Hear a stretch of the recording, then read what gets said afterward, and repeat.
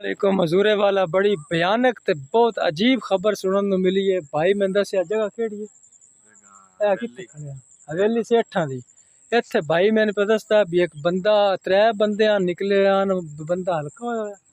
मतलब वो जिन्हों मिलता ना जिवें फिल्मां च वेखीदा ना वड़ के ते अग्गा एक वायरस जांदा भी ओ कंडीशन दा बंदा निकले होया भी जेड़ा बंदा उन्होंने मिलता है ना ओल कुआड़ी ते ओ मारी आंदा इत्थे नाल ने बंदा हवेली सेठा दी उत्थे को मारिया भी है ते को मझ भी मारिस ते अल्लाह मेहरबानी करे थाना लक्सियां दी पुलिस कहंदे हो पिछे पुलिस भी हो ते मगर ए इलाका है सरगोदे दा थाना लक्सियां या थाना बागटा वाला एक साइड तो एक साइड थाना लक्सियां लगदा ते बड़ी भयानक खबर सुनन नूं भाई दसी मैं ते अपना बारल भाई कसमाना फेर भी रखना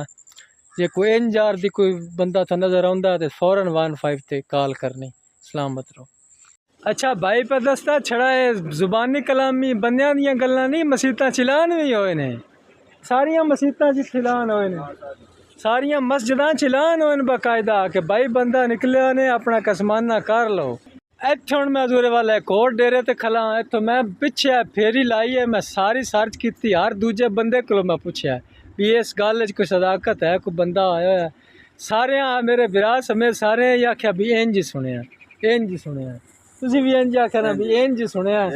ते इन्हां कोलों मैं पूछया भी कोई जान नुकसान इत्थे थोड़े एरिया च कोई नहीं जान नुकसान इन्हां दे एरिया च कोई नहीं। बंदा किदों दा सुनना चाहे कोई आखदा दुध दा कोई आखदा मैणे कोटे दा मतलब बंदा वेख्या किसे नहीं बंदा वेख्या किसे नहीं उंज हर कान तक ये खबर है हर जुबान ते गल है कि बंदा को निकले होया कसमाना करो अपना ख्याल करो वल्ला आलम गल सच्ची है या कूड़ी है लेकिन एक इस इलाके च खौफ हो रास ते खौफ ते है हर बंदे ने भी यार माल डंगर भी अंदर बंदे भी अंदर खौफ है पता नहीं उन्हें गल उड़ाई क्या है या किसी उड़ाई है या गल सच्ची है ता अल्लाह नू पता है बंदा किसे नहीं है जाते इत्थे मैं कोई बंदा मैं नहीं टकरिया जिस मैं आख्या मैं वेख्या जी गल है ना जी बाकी अल्लाह खैर करे जी।